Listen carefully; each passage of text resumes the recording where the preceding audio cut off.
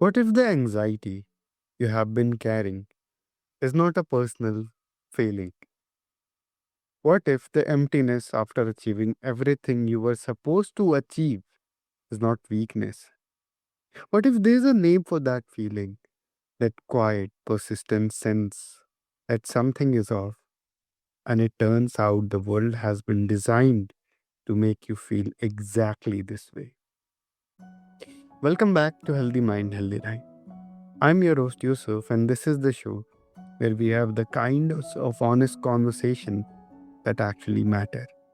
Honest, real, and rooted in what it really takes to live well from the inside out. My guest today is Greg Pye, an entrepreneur, systems architect, and author of Voice of the Heart: The Battle for Your Purpose, Peace, and Passion. A book that maps 12 interlocking societal systems quietly competing for our mental and emotional well being. Greg spent over 30 years building success in finance, media, technology before experiencing what he calls a complete internal collapse. And what emerged from that breakdown became the framework we are going to explore today. If you have ever felt successful on paper but hollow inside, this conversation is for you. With that, I welcome my guest Greg to the show. Thank you, Yusuf. So you folks, you recently had a show, I think it was just maybe last week, where Yeah. your colleague said that we spend years trying to fix ourselves when we actually need to stop fighting who we really are. There was a famous author, Oscar Wilde, he said, "Be yourself, everyone else is taken." And there's a lot of truth to that. Mhm. Yeah. I'm if you may, if I may, could I take your audience on an amazing journey? A Yeah, journey of please. discovering who we are, one they've never heard before, and not another self-help anecdote, but the potential to cause a volcanic shift in the human condition. So it starts with Yeah. my life. Mm. Imagine a puzzle that comes in a box with no picture on the cover. One of those 10,000 piece puzzles. That was my life for a long time. In that box were pieces that spanned poverty, wealth, diversity across race, ethnicity, Mm. culture, faith. I was raised by a single parent, then folded into a complex blended family. And like one of those pieces, I just never quite fit in anywhere. So I was kind of like identityless, if you will. And yet that very isolation turned out to be a gift for me. It gave me the ability to see the world differently, kind of distance myself since I was ostracized from it, kind of looking down on it versus being in it. And I began to notice patterns from a very early age that most people can't see. Now, I had experiences you had mentioned. I had many experiences. I've lived like 100 lives. I've had experiences. I've been an accomplished musician, a commercial photographer. I went on to build careers at the highest levels of business consulting at Price Waterhouse, technology, media and entertainment, global entrepreneurship, finance, and Wall Street. And I worked with leaders in all those areas, the people, the household names that you know. And success followed me, or so I thought, everywhere I went. But something was missing, or more accurately, something was really wrong. And I couldn't put a name on it until I finally could in the most unusual and unsuspecting way in place. So, yeah. so, so, yeah. So people say, well, what was that? Well, Yeah. it was very unsuspecting. It was actually decades later. I was with my family in Africa, 2012. We're in the Maasai Mara. I was on somewhat of a business trip where I was helping thriving entrepreneurs throughout Africa, North Africa, the Middle East, and Southeast Asia to create indigenous businesses that would basically create economies for the benefit of the community. Mm. And it was a very, very fulfilling experience. But this one moment in Masai Mara, we were on our way to visit a school, and there was a tree in the distance. And I took a picture of that tree, and even that particular photograph and how it was generated is quite a story, which is in the book.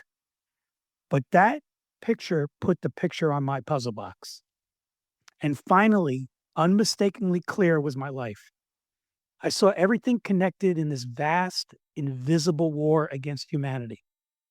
Now, it's hard without reading a 500-page book about how I got there to imagine what I just said having the weight that it has. But trust me, I saw this tree thriving in the distance with a glorious sunset, which eventually became a pretty well known photograph called the Tree of Light. And it spoke to me in a way that said, there's something wrong with humanity. Now, many would frame this as spiritual, and I would personally do that, but it isn't. It's universal because the concepts of good and evil, pain and pleasure, love and hate, they're universal concepts and they're not debatable. So a single photograph revealed to me that we were in the midst of this invisible war because I saw a tree, and what it manifested was that everything in nature is created with a cycle of purpose and fulfillment except mankind. Even when we create something, like we invent something, we create it, we design it, and we do that to fulfill a purpose or a market. And we do that quite well.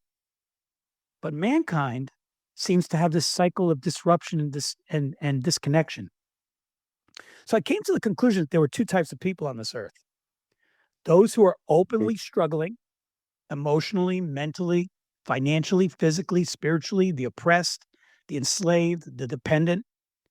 And then there was everybody else who are simply unaware that they too are struggling. And part of that greater struggle extends way beyond self. My life put me in both those camps, sometimes at the same time, oftentimes just bouncing between them and never finding footing, like in a joyful life, regardless of how much I chased and gained. Now, stop the press. People I know, listeners are saying right now, hey, my struggle is unique to me. You don't know me. I'm the only one that has this problem. Or or I don't have any struggle. What is this guy talking about? Well, like I said, here's my caution. I've been both of those people. And my life didn't start to thrive. My purpose didn't get aligned and my identity didn't get unwound from what the world told me what I needed to be and needed to chase until I recognized that the war was on my purpose, peace, and passion. I see. And Greg, most people will hear the phrase like invisible war on your mental health. Probably assume we are talking Mhm. about social media or maybe toxic relationships. But you are pointing at something much bigger and older than that. Can you explain in detail what is that? Yeah. So again, I want to caution that many will box it in as a spiritual idea. And it can, for someone who's spiritual, someone who's religious, perhaps, it can be explained by that. There's connections to most religions and spiritual ideas that connect to those foundational, that thin veil between good and bad, or good and evil, or joy and sadness. But I, again, and I substantiate my book that it's a universal phenomenon. And the way I characterize it as these two voices. Now, before you call the psychiatrist and have me put away, we do hear I voices. see. Guess what? When we're born into this world, before we can even Mm. speak, we're hearing voices of our parents and people around us. They're talking to us and they're speaking into us. As we get older, we have teachers, we have mentors, we have the media, we have bosses, we have colleagues, we have friends, we have people in social groups that we want to be a part of. So there are voices, and they do speak into our conscious and our subconscious. So I realized Mm. that there's a war between two sets of voices. There's all those voices I just described, which I call voice of the world. Why do I call it the voice of the world? Because it's not the voice that's within us. In other words, think about how miraculous we've been created. Think about, everyone, has a flushable toilet. Not everyone, but most in developed parts of the world. People have automobiles. These are phenomenal inventions, sometimes overlooked as at just how phenomenal they are. But they didn't start there. They started from man was in, with a stick and not even a wheel, but something in him taught him or inspired him to create. So we're very powerful as a unique creation. So I realized that there's got to be something in us that informs us, that inspires us. And again, if you're religious or you're spiritual, you can probably explain that. But even for the universal individual, I asked a person once, he was an atheist. He said, I don't believe in God. I said, have you ever driven on the highway or on the road rather, and you come to an Mm. intersection and there's a red light and you are hoping that the person that has, or rather there's a green light and you're hoping the person has the red light stops. You're putting faith in somebody you never even met before. That's a powerful intuition. It's something that's inside of you that makes you feel safe. There's something knowing that you would put your life at stake hundreds of times a day. So there's the reason I point that illustration out is because there's things that are just not they're not simply explainable. It's just the way we're designed.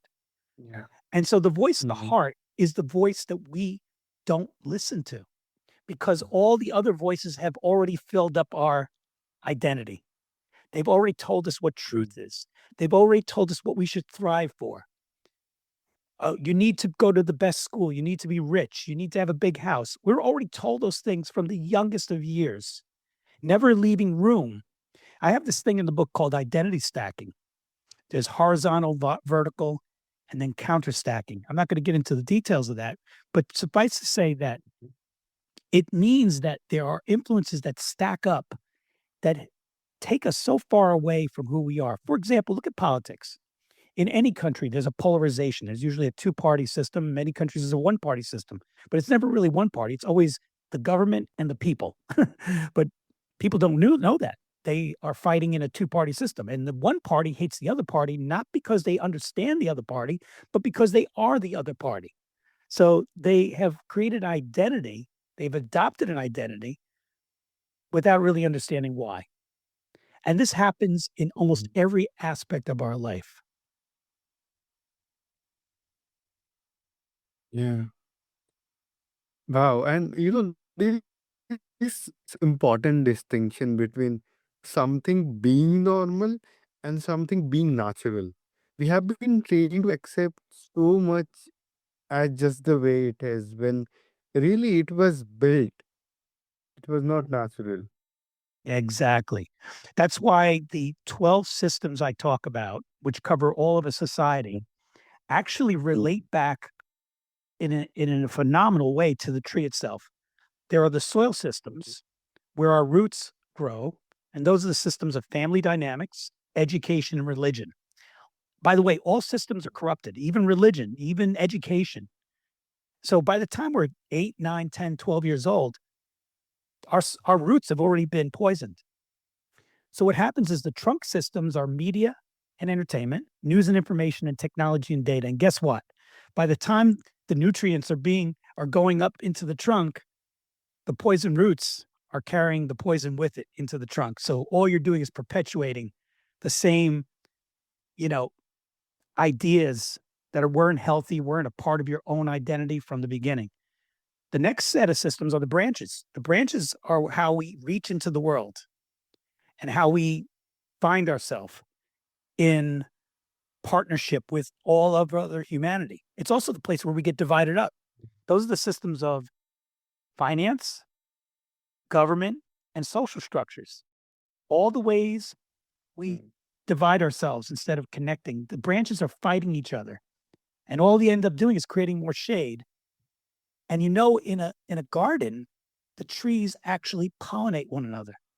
They support one another. And then the last group of systems are the fruit systems. The fruit systems are the systems of health and wellness, law, order, and justice, and the military industrial complex. And guess what? These systems are what determine the ability for humanity to populate and save itself from extinction. So it's an extraordinary. book that just lays this out for anybody. I wrote this book. It took me 13 years. It's actually part of a group of Mm. books that are now 34 books, including children's series that mirror the masterwork. And it's really designed to awaken people. I do not tell people how to think. I only remind them to think. They say to a lot of kids in college now, think outside the box, but the kids don't even know where the box is. So I help to define the box, and the box is our humanity. What is our potential? What is our ability to thrive and to be better? Do we solve all the problems? No, the war will persist, but I give tools after you've looked in the mirror, you've read the map, and then you've taken on the megaphone to share with friends, family, community. I've given you tools to persevere. This is not another self-help anecdote, as I mentioned. This is a change in trajectory. And you said something very interesting. You said we've normalized, I believe. We have normalized everything upside down. I always say to my kids when they were growing up, every day's opposites day. Because the world, that's how it confuses us. It does two things. It turns everything upside down and normalizes it.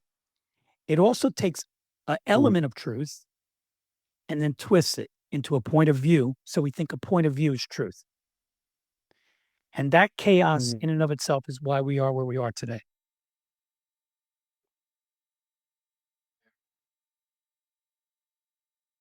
And they're really honest about that. The idea that you can be fluent in all the right external languages and still be completely disconnected from your owner one.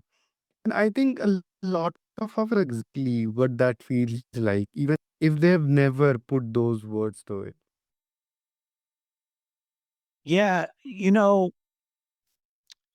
it's like trying to get off of a moving train. That's why Yeah. most people don't really want to change their life until they are hit a crisis because they don't see anything wrong with it. The train's moving, they're on it, they're seeing the scenery. I was there. You know, it's an interesting thing about, when we look at our evolution. Originally, we were very simple creatures, and there were four ages that humanity went through. The first was the agricultural age, which is when community started to become important because we needed to gather around where food was being grown.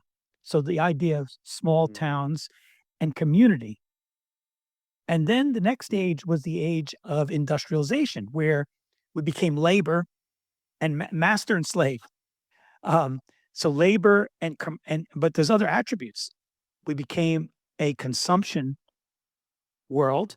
Now, what's interesting is because I've traveled to Mhm. 64 countries. So I've been to parts of the world that are developing and they're in the earlier stages. So they're just moving into an industrialization.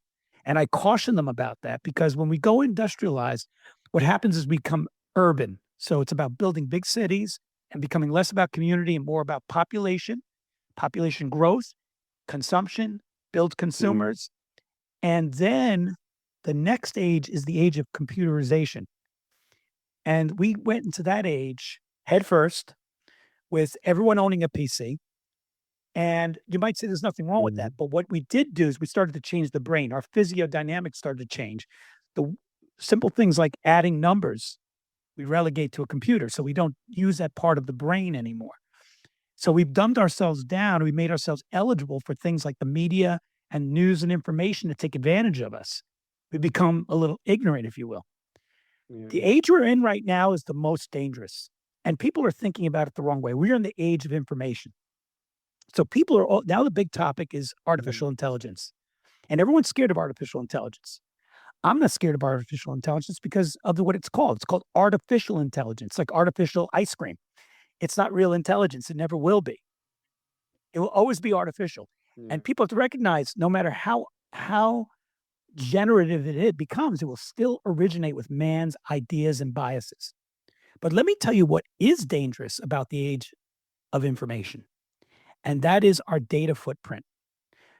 We have a new identity Mm. now, and people do not have control over it. They don't own it. They don't even know what's being done with it, and that is our digital footprint, who we are digitally. I think Brittany Kaiser, who was the whistleblower at Facebook and a good friend, she said, I think there were 85,000 data elements that characteristics that were being captured on every individual Oh, interacting with Facebook. It's probably well over a million now. The way which eye is lazier mm, than the other one, how you talk, the nuance to your speech, everything is being captured. We don't own it. We don't even have it. It's being outsourced. It's being yeah. captured by others who are going to use it against us. And again, that's the influence of the world. Could it be used for good? Absolutely. In fact, I wrote a paper and we created a business plan for a thing called NOVA, Know Your Value. I did it with a Okay. large group of investors. Um, we just got it to the ideation point, but essentially the idea was to create a market, first of all, for us to own our identity. So harvest it back, own it, and then monetize it. Now, why is that valuable? So if we own our identity, guess what? Everybody in the world gets a standard of living immediately from day one because your identity is valuable. We know that because different people, different companies are trying to harvest identity around the world in developing countries. Like I think it was FedEx or DHL went into Africa and the middle and India to upcountry parts where they didn't have addresses. And they started to put address locations so that people would have an address associated with where they lived. And so they're starting to Mm. tag people, even the ones in the jungle, even the ones up in the hills. They're starting to tag people. That's their part of their identity. Where you live is part of your identity. So why are they doing that? Because they are eventually going to become an economy. We should own our identity. So that's a big gulp. Like I said, Voice of the Heart, The Battle for Your Purpose, Peace, and Passion is a book. If I could give it away to everybody on the globe, to 7 billion people, I would. If I could physically just get it to people, I would do that. But it's a necessary piece of work, I think, to change the trajectory that we're all on.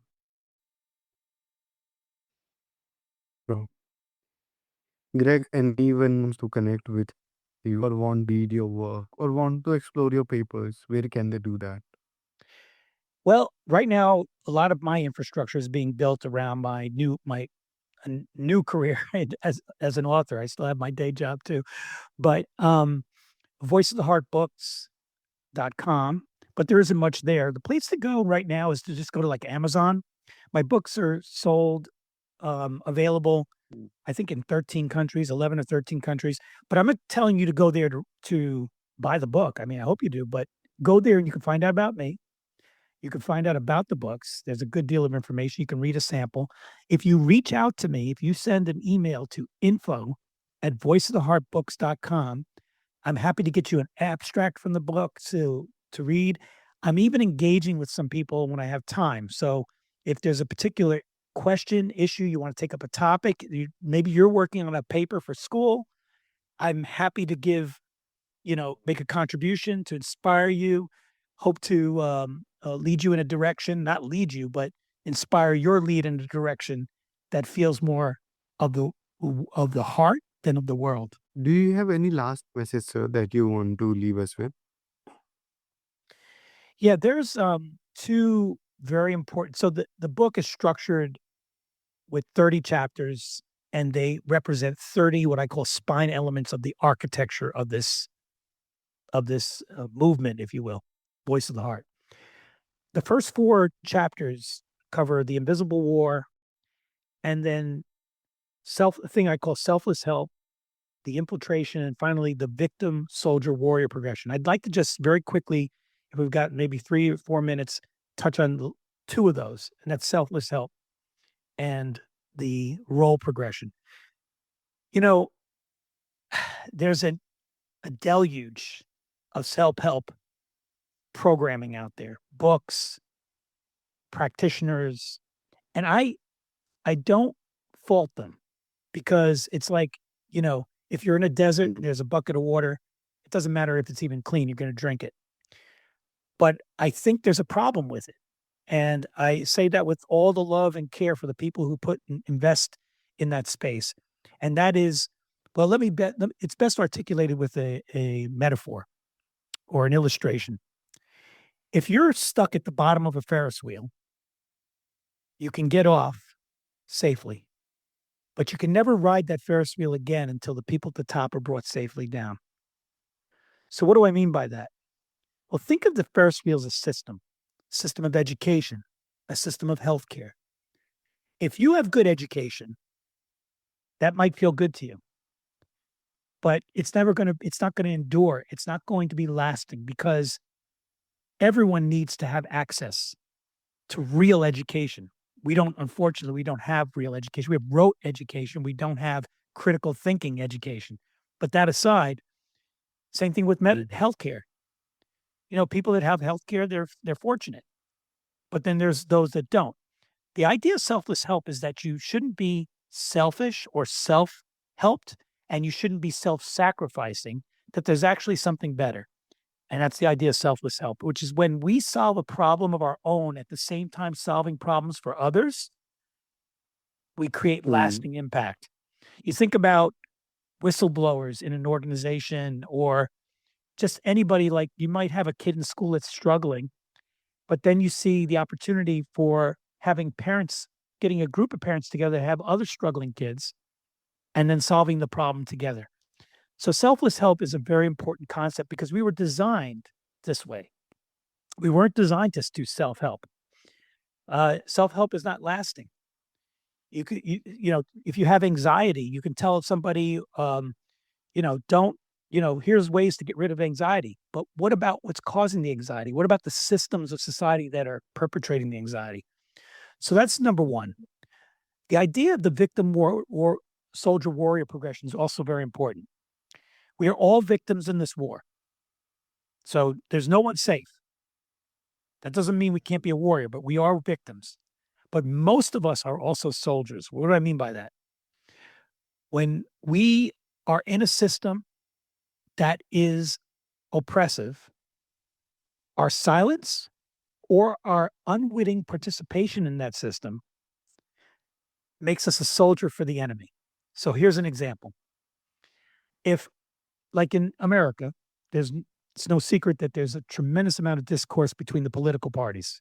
They're actually starting to come together because they view government as the opposition now, which is an interesting phenomenon. But the idea that when we are in a system and we say, "Oh, just vote," but we know the voting doesn't work, or the voting is hacked, or the voting isn't efficient, doesn't allow everybody to participate, or their vote doesn't really count. When you're in a system like that and you're voting, you're supporting that system.